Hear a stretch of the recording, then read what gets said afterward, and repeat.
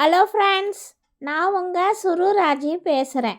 இது சுருராஜியின் கதை சொல்லும் நேரம். அர்ஜுனனின் தீர்ப்பு என்ற நாவலிருந்து 33 பாகம் சொல்லியிருக்கேன். இன்றைக்கு 34ஆம் பாகம். அர்ஜுன் சுபாஷிடம் மறுபடியும், சுபாஷ் சார், நீங்கள் அவங்க 2 பேரையும் அரெஸ்ட் பண்ணி ஸ்டேஷனுக்கு அழைச்சிக்கிட்டு போங்க என்று மறுபடியும் அழுத்தம் திருத்தமாக சொல்ல, சுபாஷ் சாரும் உமாவையும் உதயமூர்த்தியும் கைது செய்ய அவர்களின் அருகினில் வந்து நின்றார்.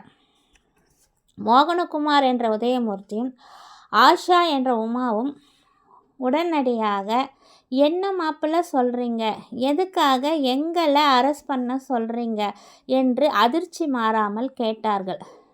கோபாலகிருஷ்ணனும் யசோதாவும் கூட கோபப்பட்டார்கள்.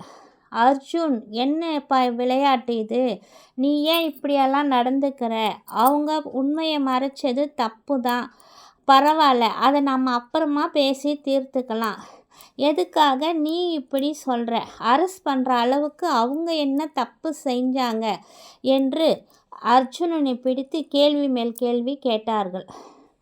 அவந்திகாவும் ஒன்றும் புரியாமல் அர்ஜுனனை பார்த்து, இன்னைக்கு என்ன நிச்சயம் பண்ணணும்னு நினச்சிங்களா, இல்லை எங்கள் குடும்பத்தை இங்கே அழைச்சிக்கிட்டு வந்து இப்படி எல்லார் முன்னாடியும் அவமானப்படுத்தணும்னு நினச்சிங்களா? போதும், நீங்கள் போலீஸ்காரராக இருந்தால் அதை உங்களோடவே வைத்து கொள்ளுங்கள். என் அப்பா அம்மாவிடம் உங்கள் போலீஸ்கார புத்தியை காட்ட வேண்டாம் என்று கத்தினாள் அவந்திகா. அங்கு கூடியிருந்த அனைவரும் ஒன்றும் புரியாமல், இங்கே இன்றைக்கு என்ன தான் நடக்கிறது, அர்ஜுனனுக்கு என்ன ஆச்சு, ஆசைப்பட்டு தானே நிச்சயம் பண்ணிக்கிட்டான், அப்புறம் ஏன் இப்படியெல்லாம் பண்ணுறான் என்று ஆளாளுக்கு பேசிக்கொண்டார்கள். ஆனால் அர்ஜுனனோ, அம்மா, அவந்திகாவை அழைச்சிக்கிட்டு உள்ளே போங்க, இனிமே அவந்திகா நம்ம வீட்டில் தான் இருக்க போகிறா, நான் இவங்க 2 பேரையும் ஸ்டேஷனுக்கு அழைச்சிக்கிட்டு போகிறேன் என்று மறுபடியும் கூறினான். உடனே அவந்திகா, இல்லை, நான் இங்கு இருக்க மாட்டேன் என்று கத்தினாள். அர்ஜுன் யசோதாவிடம் திரும்பி, அம்மா, அவளை அழைச்சிக்கிட்டு உள்ளே போங்க என்று கூறவும் யசோதாவுக்கு ஒன்றும் புரியாமல், சரி வாம்மா, நீ உள்ளே வா என்று அவந்திகாவை அழைத்தாள் யசோதா. ஆனால் அவந்திகா, இல்லவே இல்லை, நான் இனிமேல் இங்கே ஒரு நிமிஷம் கூட இருக்க மாட்டேன், என் அப்பா அம்மாவையும் அரெஸ்ட் பண்ணவும் விட மாட்டேன் என்று உதயமூர்த்தி உமாவிடம் சென்று அழுதாள் அவந்திகா. என்னப்பா இதெல்லாம், ஏன் இந்த கல்யாணத்துக்கு ஒத்துக்கிட்டீங்க என்று அழுது கொண்டே கேட்டாள். இங்கே பாருங்க சார், எனக்கு ஒரு பையனும் பொண்ணும் இருக்காங்க என்ற உண்மையை உங்ககிட்ட நாங்கள் மறைச்சது தப்பு தான், ஆனால் அது ஒன்றும் மிகப்பெரிய குற்றம் ஒன்றும் இல்லையே என்றார் உதயமூர்த்தி. உடனே அர்ஜுன் உதயமூர்த்தியை பார்த்து, நீங்கள் பாருங்கள், நீங்கள் அவந்திகாவுக்கு எதுவும் தெரியக்கூடாதுன்னு நினச்ச மாதிரி தான் நானும் அவளுக்கு எதுவும் தெரிய வேண்டான்னு நினச்சேன். ஆனால் உண்மையெல்லாம் சொன்னாதான் நீங்கள் குற்றத்தை ஒத்துக்குவீங்கன்னா பரவாயில்ல, நான் சொல்ல தான் போகிறேன், அவந்திகா கிட்ட எல்லா உண்மையும் நான் சொல்லிடுறேன் என்று அர்ஜுன் அவந்திகாவின் பக்கம் திரும்பினான். அவந்திகா, நீ நினைக்கிற மாதிரி உங்கள் அப்பா சொல்கிறது எல்லாமே பொய், அவர் சொல்கிறதுல எதுவுமே உண்மை இல்லை, உங்ககிட்ட அவங்க மொத்த உண்மையும் மறைச்சிருக்காங்க. உங்கள் அண்ணா மென்டல் ஆஸ்பத்திரியிலேருந்து தப்பிச்சு ஓடியும் போகலை, உங்கள் அக்காவும் யார் கூடயும் ஓடியும் போகலை, இப்போ அவங்க 2 பேருமே உயிரோடு இல்லை, 2 வருடத்துக்கு முன்னாடியே இறந்துட்டாங்க, தெரிஞ்சா நீ மனசு தாங்க மாட்டேன்னு நினச்சி இருக்காங்க. அப்படி அவங்க நினச்சி உங்ககிட்ட உண்மையை மறைச்சதில் தப்பில்லை. உங்கள் அண்ணா அக்காவோட கொலைக்கு காரணமானவங்களை இவங்க 2 பேரும் சேர்ந்து தான் சாமர்த்தியமாக கொலை பண்ணிகிட்டே வந்திருக்காங்க. இப்போ என் கையில் கையும் களவுமா மாட்டிக்கிட்டாங்க என்று அர்ஜுன் சொல்லி கொண்டிருக்கும் போதே அவந்திகா அதிர்ச்சியில் அப்படியே மயங்கி கீழே விழ ஆரம்பித்தாள். அர்ஜுன் அவளை அப்படியே தன் தோளில் தாங்கி கொண்டான். அவனுக்கு தெரியும், நிச்சயமாக இந்த உண்மையை சொன்னால் அவந்திகா மனசு தாங்க மாட்டா. எப்படி இருந்தாலும் அவளுக்கு இது ஒரு பேரதிர்ச்சியாக தான் இருக்கும் என்று அவள் அருகிலே இருந்து அவளை தாங்கி கொண்டான். உதயமூர்த்தியும் உமாவும் அழுது கொண்டே அவந்திகா அவந்திகா என்று அவளை நோக்கி வர அர்ஜுன் உடனே அவர்களை அப்படியே கையை காட்டி நிறுத்தினான். போதும், நீங்கள் இனி இவள் அருகிலே வர வேண்டாம். சுபாஷ் சார், என்ன இன்னும் பார்த்துக்கிட்டு நிற்கிறீங்க? 2 பேரையும் அரெஸ்ட் பண்ணி ஸ்டேஷனுக்கு அழைச்சிக்கிட்டு போங்க. நான் அப்புறமா வந்து இவங்களை முறைப்படி எப்படி விசாரிக்கணுமோ அப்படி விசாரிக்கிறேன் என்று கோபமாக மறுபடியும் கத்தினான் அர்ஜுன். சுபாஷ் சாரும் உதயமூர்த்தி உமா அவர்கள் இருவர் கைகளும் விலங்கு மாட்டி கைது செய்து ஜீப்பில் அழைத்து சென்றார்.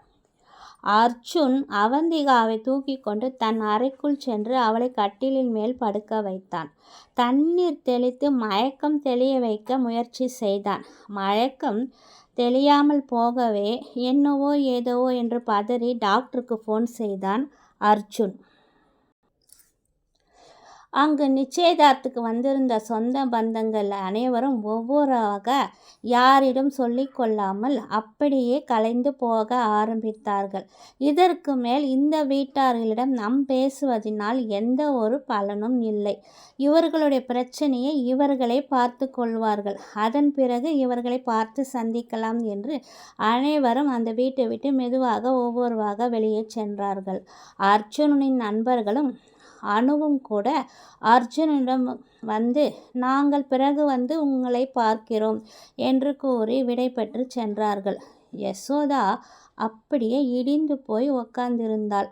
அத்தை விமலாதான் யசோதாவை சமாதானப்படுத்தி கொண்டிருந்தாள். பிரம்மை பிடித்தது போல் யசோதாவுக்கு ஒன்றுமே புரியவில்லை. இங்கு என்ன நடக்கிறது, என்ன ஏது என்று புரியாமல் அப்படியே தலைமையில் கை வைத்து கவலையோடு அமர்ந்து விட்டாள். கோபாலகிருஷ்ணனும் மனக்கவலையோடு இருக்க வேதகிரியும் தன்னுடைய மாமாவை ஆறுதல் படுத்தினார். இப்போதைக்கு இந்த பிரச்சனையை இதுக்கு மேலே எதுவும் பேச வேண்டாம் என்று ஆளாளுக்கு அவர்களை சமாதானப்படுத்தி கொள்ள ஆரம்பித்தார்கள். இங்கே பாருங்க, அந்த பொண்ணுக்கு இவ்வளோ பிரச்சனைகள் இருந்தும் இந்த இக்கட்டான சூழ்நிலையிலும் அர்ஜுன் அவளை கை விட்டுடணும்னு நினைக்காம அவளுக்கு ஒரு நல்ல உறவாக அவன் இருக்கணும்னு நினச்சதுனால தான் இன்னைக்கு இந்த நிச்சயதார்த்தத்தையே அவசரமாக பண்ணி இருக்கான். அவளையும் முறையாக இந்த வீட்டுக்கு அழைச்சிக்கிட்டான். பாவம், அந்த பொண்ணும் எங்கே போவா? நீங்கள் தான் எப்பவும் போல் அர்ஜுனனுக்கு துணையாக இருக்கணும். நாங்களும் உங்களுக்கு ஆதரவாகத்தான் இருப்போம். மனசை தளர விட்டுடாதீங்க. நீங்கள் 2 பேரும் சேர்ந்து தான் அர்ஜுனனுக்கும் அவந்திகாவுக்கும் ஆறுதல் சொல்லணும் என்று ஆளாளுக்கு கோபாலகிருஷ்ணனும் வேதகிரியும் சமாதானப்படுத்த ஆரம்பித்தார்கள். விமலா அத்தையும் யசோதாவிடம், அர்ஜுன் இந்த சூழ்நிலையில் அந்த பொண்ணை இந்த அளவுக்கு இங்கே பாதுகாப்பாக இருக்கணும்னு நினச்சி தான் அவன் இப்படி பண்ணியிருக்கிறான். நீயும் அந்த பொண்ணு நல்ல பொண்ணுன்னு தெரிஞ்சுதானே உனக்கு மருமகளாக வரணும்னு பிடிவாதம் பிடிச்சு நீயும் நிச்சயம் பண்ணியிருக்க. அதனால் இப்போதைக்கு எதையும் பேச வேண்டாம். அமைதியாக இருந்து அந்த பொண்ணை மட்டும் சமாதானப்படுத்துகிற வழியை பாரு என்று யசோதாவிடம் கூறிக்கொண்டிருந்தாள் விமலா அத்தை. இதற்கு இடையில் டாக்டரும் வந்து அவந்திகாவுக்கு மயக்கம் தெளிய வைக்க ஊசி போட்டார். இன்னும் சிறிது நேரத்தில் மயக்கம் தெளிஞ்சிடும் என்று டாக்டர் கூறினார். சில வினாடிகளில் மயக்கம் தெளிய ஆரம்பித்த அவந்திகா அண்ணா அக்கா என்று அலறிக்கொண்டே எழுந்தாள். அர்ஜுன் அவள் அப்படியே தாங்கி தன் தோளில் சாய்ந்து கொண்டான். அவந்திகா அவனிடம் விலகி கொள்ள முயன்றாள். என்னை விடுங்க, நான் என் அண்ணாவையும் அக்காவையும் பார்க்கணும். அவங்க சாகலை, உயிரோடு தான் இருக்கிறார்கள். என் அப்பா தான் சொன்னார் அவங்க ட்ரீட்மெண்ட்டுக்கு போயிருக்காங்கன்னு என்று கூறிக்கொண்டே எழுந்து கொள்ள முயன்றாள். அவந்திகா, இங்கே பாரு, நான் சொல்கிறத கேளு, கொஞ்ச நேரம் அமைதியாக இரு, எதையும் மனசில் போட்டு யோசிக்காத, உங்கள் அப்பா சொன்னது, நான் சொன்னது எல்லாத்தையும் மறந்துடு என்று அர்ஜுன் கூறிக்கொண்டிருக்கும் போதே அவந்திகா அவனை விட்டு கீழே தள்ளி, இல்லை, நான் உங்களை நம்ப மாட்டேன். நீங்கள் தான் என்னை என் அப்பா அம்மா கிட்டேருந்து பிரிக்க பார்க்குறீங்க. அதுக்காக ஏதோ சொல்லி என் அப்பா அம்மா மேலே பழியை போடுறீங்க. என்னை விடுங்க, நான் அவங்கக்கிட்டேயே போகிறேன் என்று வெறி பிடித்தவள் போல் கத்த ஆரம்பிக்க, அவந்திகா அவந்திகா கொஞ்சம் பொறுமையாக இரு என்று அர்ஜுன் அவளை அடக்க முயன்றான். ஆனால் அவள் மீண்டும் மீண்டும் வெறி பிடித்தவள் போல் கத்த ஆரம்பித்தாள். நான் என்னோட அக்கா அண்ணா இருக்கிற ஊருக்கு போகிறேன். இல்லை, எங்கள் அப்பா அம்மா எங்கே இருக்காங்களோ அங்கே போகிறேன். இல்லைன்னா எனக்கு பாதுகாப்பும் ஆதரவும் அளித்த ஆசிரமத்துக்கே நான் போயிடுறேன். ஆனால் உங்கள் கூட நான் இருக்க மாட்டேன். நீங்கள் நல்லவரே இல்லை. நீங்கள் ஏதோ பண்ணி தான் என் அப்பா அம்மாவை இப்படியெல்லாம் அவமானப்படுத்தணும்னு நினச்சிருக்கீங்க.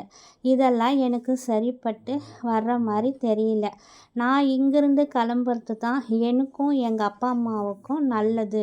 நீங்கள் என் பக்கத்துலேயே வராதீங்க, நீங்கள் வெளியில் போங்க என்று அர்ஜுனை பார்த்து வெறி பிடித்த போல் கத்த ஆரம்பித்தாள் அவந்திகா. ஓகே ஃப்ரெண்ட்ஸ், இத்துடன் என்னுடைய 34ஆம் பாகம் முடிவடைந்தது. மீண்டும் உங்களை அடுத்த பாகத்தில் சந்திக்கும் வரை உங்களிடம் விடைபெறுவது உங்கள் சுருராஜ். இது சுருராஜியின் கதை சொல்லும் நேரம். பாய்.